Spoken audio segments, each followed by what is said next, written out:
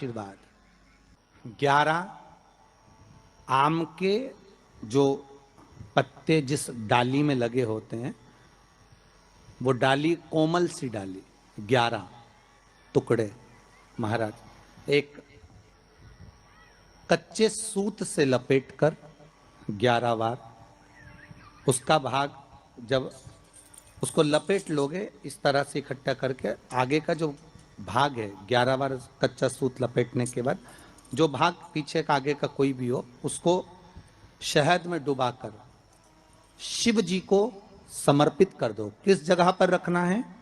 अशोक सुंदरी वाली जगह। अशोक सुंदरी की जगह जानते हो आप लोग, पहले भी आपको बताया है, आज फिर आपको वर्णन कर दें। जैसे ये गोल जलाधारी है, ये शिवलिंग रखा है, ये दो जहां से पानी बह रहा है बाबा के चरणारविंद, राइट में श्री गणेश जी का स्थान, लेफ्ट में कार्तिकेय का स्थान, बीच में अशोक सुंदरी की जगह। शंकर भगवान की 6 लड़कियां हैं।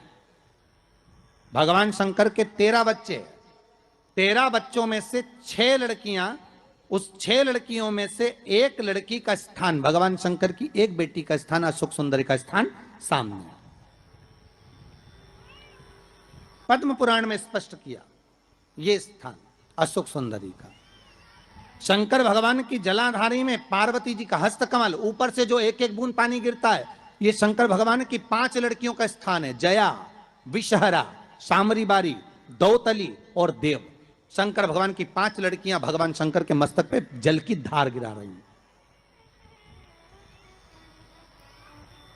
बीच में जो अशोक सुंदरी का स्थान है महाराज, उस जगह पर शहद का मुख, जो शहद आपने भिंगोया है, उस शहद का मुख शंकर जी की ओर कर कर इसी चैत्र के महीने में, इन्हीं नवरात्रि में शंकर भगवान के उस अशोक सुंदरी की जगह पर शहद का भाग शिव जी की ओर रख दें।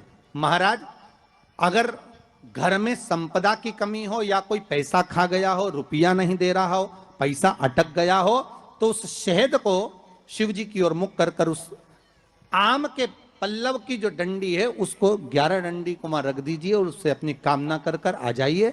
हो सके उस शहद में से थोड़ा सा शहद किसी रुमाल पर, किसी कपड़े में लगाकर उसको रख लीजिए। जिस व्यक्ति से पैसे लेना है, जिस व्यक्ति से पैसे मांग रहे हो, उससे एक बार जाकर मिल लीजिए, एक बार उसको खबर कर दीजिए। बाबा चाहेगा भोलेनाथ तो नवरात्रि में ही पैसा वापिस आ जाएगा, अगर शिव कृपा कर दे। ये बाबा की करुणा। आम का पल्लव कोई साधारण नहीं जिसको कलश के ऊपर रखा जाता है, शिव की कृपा। जिस आम के पेड़ पर स्वयं कामदेव चढ़कर भगवान शंकर के तीसरे नेत्र द्वारा जलकर भस्म हो जाते हैं, वो आम का पेड़ साधारण नहीं हो सकता।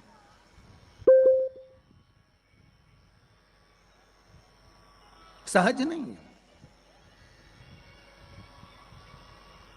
और वैसे भी शिव शिव है। घर में ज्यादा रोग हो, बीमारी हो, ज्यादा तकलीफें आ रही हो, कष्ट बढ़ रहा हो, बीमारियां बढ़ रही हो, या भय लग रहा हो, डर लग रहा हो, हृदय चित्त में कहीं ना कहीं आपको भय का भान हो रहा हो, तो एक लोटा पानी, एक कलश में जल भर कर रख लीजिए और रात भर उसको रखे रहने दो। नवरात्रि चल रहा है, उस कलश को रात भर रखकर सुबह सुबह उस कलश में एक बेलपत्र डालकर उस जल को नीम के पेड़ के नीचे, जहां चैत्री नवरात्रि में नीम के पेड़ के नीचे सारी विद्याएं, आद्य शक्तियां, सारी देवी उस नीम के पेड़ के नीचे विराजमान रहती हैं। उस कलश में एक बेलपत्र डालकर रात भर रखकर उस जल को पूरे घर में घुमाकर उस नीम के पेड़ के नीचे समर्पित कर दीजिए। महाराज घर में भय लगना बंद हो जाएगा, कोई बड़ी बीमारी आपको घेरेगी नहीं और उस बीमारी से, उस रोग से आप मुक्त रहेंगे। उस बीमारी से, उस रोग से आप मुक्त पाएंगे। वो बीमारी आपको घेर नहीं। विश्वनाथ को कुछ नहीं चाहिए, मेरे शंकर को चाहिए क्या? अगर आपके जीवन में ऐसा लगे कि बहुत बड़ी बीमारी आ गई और आपके घर का व्यक्ति वेंटिलेटर पर पड़ा हुआ है, तो शमी के वृक्ष के फूल ले आओ 7, और शमी के वृक्ष के 7 फूल लाकर एक एक फूल शंकर भगवान को श्री शिवाय नमस्तुभ्यम कहकर उस व्यक्ति के लिए जो पड़ा हुआ है, अंतिम सांसें गिन रहा है, जिसको अटैक आ गया, अंतिम सांसों में जो गिन रहा है, उसके नाम से भगवान शंकर पर चढ़ाना प्रारंभ कर दो। मात्र 7 पुष्प, उस शमी के वृक्ष के 7 पुत्र, 7 पुष्प आप शिव को समर्पित करिए, उसका नाम और गोत्र बोलकर, और भगवान शंकर का मूल मंत्र श्री शिवाय, जम के बोलिए श्री शिवाय नमस्तुभ्यम बोलकर एक एक शमी का फूल शंकर पर चढ़ाना प्रारंभ कर दो। फिर आगे वो विश्वनाथ की मर्जी है, वो प्राण कैसे लेकर वापिस आता है, उस काल से छुड़ाकर महाकाल कैसे लाता है, ये वो जाने। आपका फर्ज केवल आप अदा करिए। जब अंत में डॉक्टर भी हार जाते हैं, जब अंत में डॉक्टर भी कह देते हैं कि अब हमारे बस का नहीं है, अब तो उस परमात्मा के हाथ में, मतलब डॉक्टर को भी मालूम है कि एक और डॉक्टर बैठा हुआ, एक डॉक्टर और है, वो बस वो थोड़ा सा दूर तो रहता है पर करीब भी बहुत है। कई लोग कहते हैं गुरुजी वो कैलाश पर रहता है बहुत, तो उनको बुलाएंगे तो आएंगे। हमने कहा कैलाश पर तो रहता ही नहीं है, जहाँ भक्त है वहाँ भगवान, वो दूर तो रहता ही नहीं। आप तो बस केवल उसको बुलाने का प्रयास करिए, आप दिल से बस उसको हाजिर, वो दिल से बुलाओ तो उसको। इसलिए देवी भागवत में लिखा है कि नवरात्रि में एक दिन, जैसे प्रतिपदा है, पहला दिन है तो एक कन्या का पूजन करो, द्वितीया है तो 2 कन्या का पूजन करो, तृतीया है तो 3 कन्या का पूजन करो, चतुर्थी है तो 4 कन्या का पूजन करो, पंचमी है 5 कन्या का पूजन करो, छठ है 6 कन्या का पूजन करो, सप्तमी है 7 कन्या का पूजन करो, अष्टमी है 8 कन्या का पूजन करो, नवमी है, जम के बोलो, 9 कन्याओं का पूजन करो।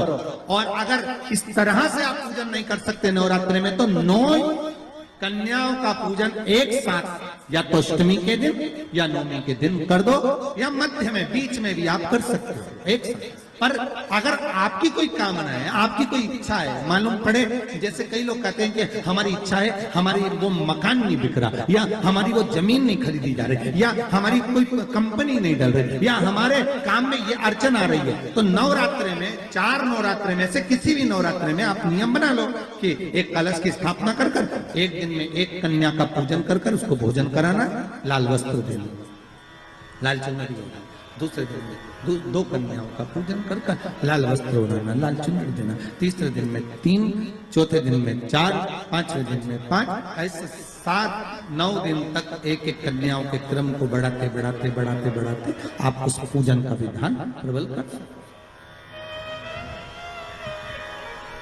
क्या मैं नवरात्रि में अगर मान लो कोई साधना करना हो तो कौन सी साधना करना चाहिए?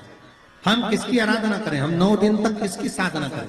तो अगर बन सके तो देवी भागवत में सबसे सुंदर साधना यही है कि हम एक दिन में एक कन्या के चरण धोकर पूजन कर कर उस कन्या को भोजन कराकर उसका स्मरण करें।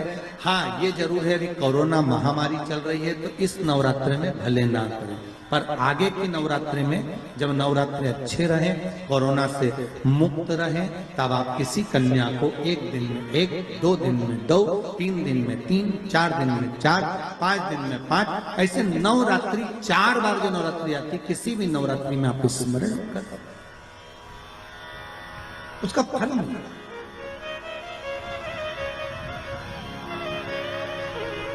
उसका फल होगा।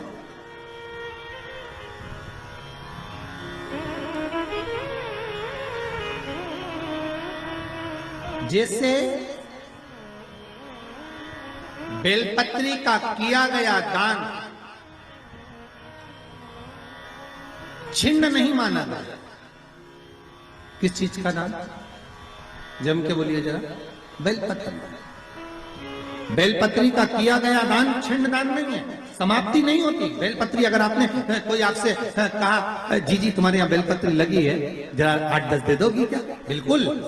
और उससे कहो बेलपत्र तू मत तोड़, हम तोड़ कर देते, और अपने हाथ से बेलपत्र निकालकर उसको दो दान।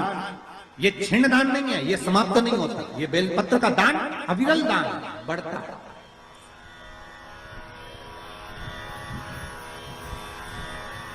सुख का भान करता है। ये छिन्न होने वाला नहीं।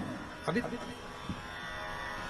प्रिय है पुष्प में आंक का पुष्प, जो आंकड़े का पुष्प होता है शंकर को बड़ा प्रिय है। और दूसरे नंबर पर शंकर को प्रिय है शमी का पुष्प, बहुत ध्यान देना महाराज। तीसरे नंबर पर शंकर को प्रिय है महाराज सरसों का पुष्प। सरसों होती है ना, जो राई अपन बोते हैं, सरसों बोते हैं, उसमें पीले कलर का जो पुष्प लगता है। हमारा तो निवेदन रहता है जब तक सरसों आए तो प्रयास करा करो कि सरसों के 108 पुष्प शंकर भगवान पर चढ़ाना प्रारंभ कर दो।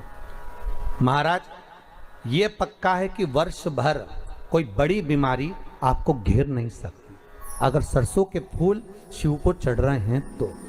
और प्रयास करना कि सरसों का जो पुष्प होता है, सरसों का जो फूल होता है महाराज, अगर कोई व्यक्ति को किडनी या लीवर से जुड़ी हुई कोई तकलीफ होती है या किसी व्यक्ति का एक्सीडेंट हो गया होता है और उसका कोई अंग रह गया हो, कोई शरीर का कोई भाग रह गया और वो काम नहीं कर रहा हो, जैसे किसी के पांव रह जाते हैं एक्सीडेंट के बाद, किसी का हाथ रह जाता है या कोई अंग काम नहीं कर रहा हो, वहाँ ब्लड पहुँच नहीं रहा हो, वो जगह एकदम सुन्न हो गई हो, खाली पड़ गई हो, तो उसके लिए शिव महापुराण की कथा कहती है कि सरसों के पुष्प 11 शंकर जी के राइट भाग में, जहाँ शिव जी के गण दरवाजे के द्वारपाल मणिभद्र जिस जगह पर निवास करते हैं, कौन निवास करते हैं? मणिभद्र। शंकर जी के दरवाजे के द्वारपाल हैं मणिभद्र जी। तो मणिभद्र दरवाजे के द्वारपाल में राइट भाग में मणिभद्र जी विराजते हैं। मतलब राइट भाग कौन सा हुआ? जब आप मंदिर से बाहर निकलेंगे तो राइट भाग, मंदिर में प्रवेश करेंगे जब राइट नहीं होना चाहिए, आप मंदिर से जब जाएं तो राइट भाग। मतलब आप मंदिर से राइट से जाएंगे तो शंकर जी का भी राइट हो जाएगा, क्योंकि शिव जी ऐसे बैठे हैं तो शंकर जी का भी राइट हो गया, देवता उनका भी राइट हो गया, तो राइट भाग सीधा हाथ मणिभद्र जी का स्थान। 11 सरसों के पुष्प मणिभद्र के उस द्वार पर आप रख दीजिए और मणिभद्र के द्वार पर रखकर अंदर जाकर 108 वापिस जब आप बाहर निकल रहे हैं, ये पुष्प आप रखने के बाद एक बार बाहर जाएंगे फिर वापिस आएंगे मणिभद्र रखने के बाद, और अंदर जाकर 108 सरसों के पुष्प शंकर को समर्पित करेंगे महाराज। उस सरसों के पुष्प जो शिव जी को आप समर्पित कर रहे हैं उसको वापस लेकर आएंगे, श्री शिवाय नमस्तुभ्यम बोलकर उस सरसों के पुष्प को महाराज सरसों के तेल की बोतल में उसको डाल लीजिए। शंकर भगवान को किसी भी प्रदोष में शाम के समय प्रदोष काल में उस तेल को वापस ले जाकर चढ़ा दीजिए शिव जी को, उसको वापस लेकर आ जाइए। उस तेल का प्रयोग आप नाभि में डालिए और जो शरीर काम नहीं कर रहा उस स्थान पर कम से कम 15 दिन 20 दिन तक उसकी मालिश करना प्रारंभ करिए। बाबा चाहेगा तो चलाने का प्रयास कर देगा और वो अंग वो शरीर काम करने लगेगा। मणिभद्र का स्मरण, श्री शिवाय नमस्तुभ्यम, सब बोलिए एक बार जमकर, श्री, अरे पहले बोल दिया, हमारे साथ तो बोलो, श्री शिवाय नमस्तुभ्यम। भगवान शिव के मंत्र का स्मरण कर कर करते सरसों का जो पुष्प है उसमें आनंद की अनुभूति है, आनंद की अनुभूति। नवरात्रि चल रही है, मान लो कर्जा बहुत ज्यादा मात्रा में हो गया हो,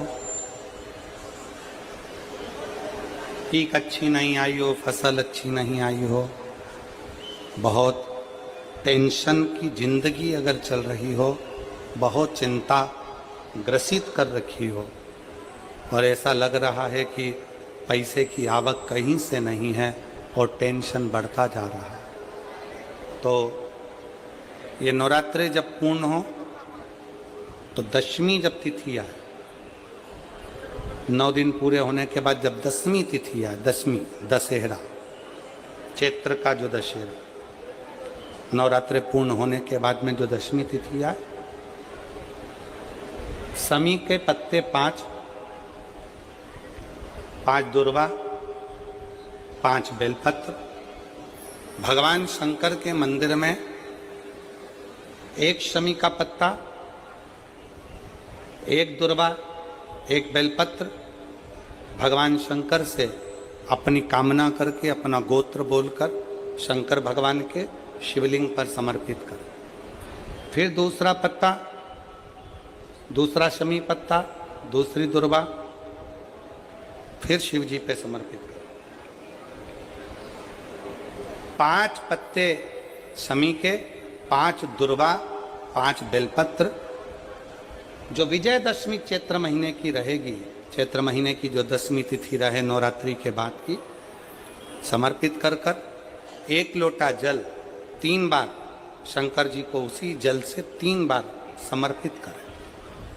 अपनी कामना कर कर चढ़े हुए जल का भाग थोड़ा सा लेकर आएं, घर के दरवाजे पर व्यापार के स्थान पर उसका सिंचन करें और हृदय से बाबा से प्रार्थना करें, बाबा तेरे भरोसे हूँ, बहुत चिंता है, बहुत टेंशन है, कर्जा बहुत है, दुख बहुत है, व्यापार चल नहीं रहा, तुझे संभालना। हमारा विश्वास करता है 3 महीने के अंदर जहां भी कथा होगी वहां आपका खुद का पत्र आकर आप लिखकर भेजोगे कि मेरे बाबा ने मेरा हाथ पकड़ा, मेरे शिव ने साथ दिया।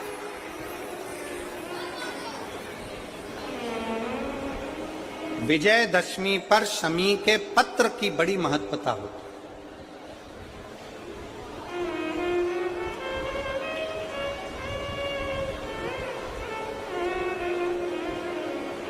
और नवरात्रे के बाद में जो विजयदशमी आती है उस दशमी की बड़ी महत्वता होती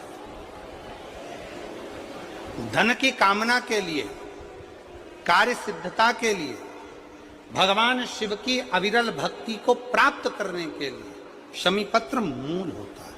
मूल।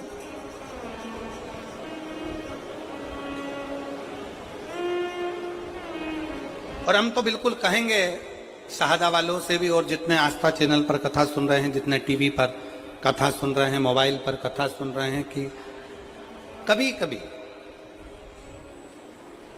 2 स्थान पर दीप लगाने में पीछे मत हटो। पहला, बेलपत्री के वृक्ष के नीचे।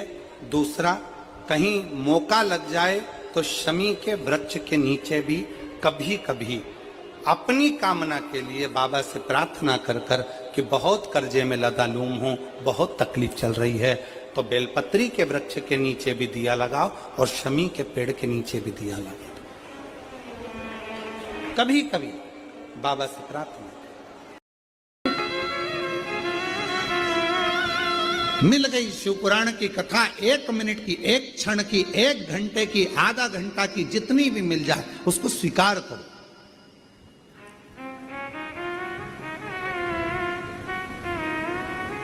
आज आप लोगों के घर में भले नवरात्रि का कलश रखा कि नहीं रखा, नवरात्रि की ज्योत जली कि नहीं जली, हमें नहीं मालूम, पर इतना विश्वास से कहते हैं कि कुबेरेश्वर बाबा के धाम से आपके घरों में जहां जहां टीवियां चल रही होंगी, आस्था चैनल पर जहां शिव पुराण की कथा चल रही होगी, मोबाइल पर जहां, दुकानों में, व्यापार, नौकरी, जहां आप शिव पुराण की कथा को सुन रहे होगे ऑनलाइन, ये विश्वास से कहते हैं कि आज आपके घर पर मेरी मां आद्य शक्ति और शिव करुणा करने के लिए जरूर पहुंचेंगे। ये आनंद था, ये शिव पुराण सुख देती,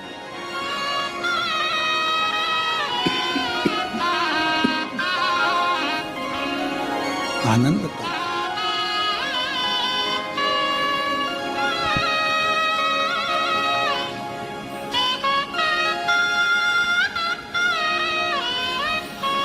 जिस समय पर देवी भागवत का चरित्र है, देवी भागवत में लिखा है, गीता प्रेस गोरखपुर की देवी भागवत को लाकर पढ़िएगा। अगर किसी के मन में संशय हो इस कथा को सुनने पर, तो गीता प्रेस गोरखपुर की, और ज्यादा पूरी पोथी नहीं पढ़ पाओ या पूरी पुराण ना पढ़ पाओ देवी भागवत की, तो विषय सूची पढ़ लेना। उस विषय सूची में ही आपको मिल जाएगा कि सियोरवाला महाराज ने जो बोला वो इसमें है कि नहीं। विषय सूची, मात्र विषय सूची। गीता प्रेस गोरखपुर की देवी भागवत में लिखा है, जब मां आद्य शक्ति, मां सती जगदम्बा के जब भगवान नारायण ने सुदर्शन उठाकर जब उनने अपने देह का त्याग कर दिया था, दक्ष प्रजापति की यज्ञशाला में अपने प्राणों को जो छोड़ दिया था, तो भगवान शिव ने उनको कंधे पर उठाकर तांडव किया था। खूब क्रोध, क्रोध। अब देखा भगवान नारायण ने कि ये क्रोध में भगवान शिव तो ये सब नष्ट कर देंगे, करा क्या जाए। तो कहा सुदर्शन उठाया और मां आद्य शक्ति दुर्गा भवानी के शरीर के टुकड़े कर दिए, शरीर के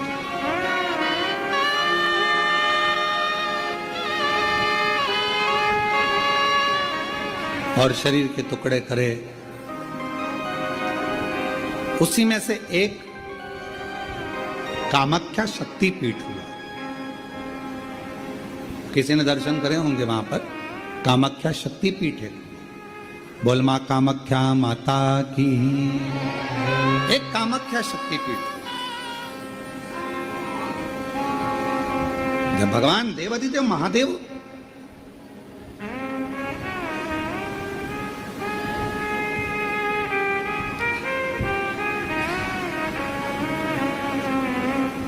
माता सती के जाने के बाद में उनका भाव में जो क्रोध था, मेरी धर्म पत्नी मां सती चली गई, सती के प्राण छूट गए।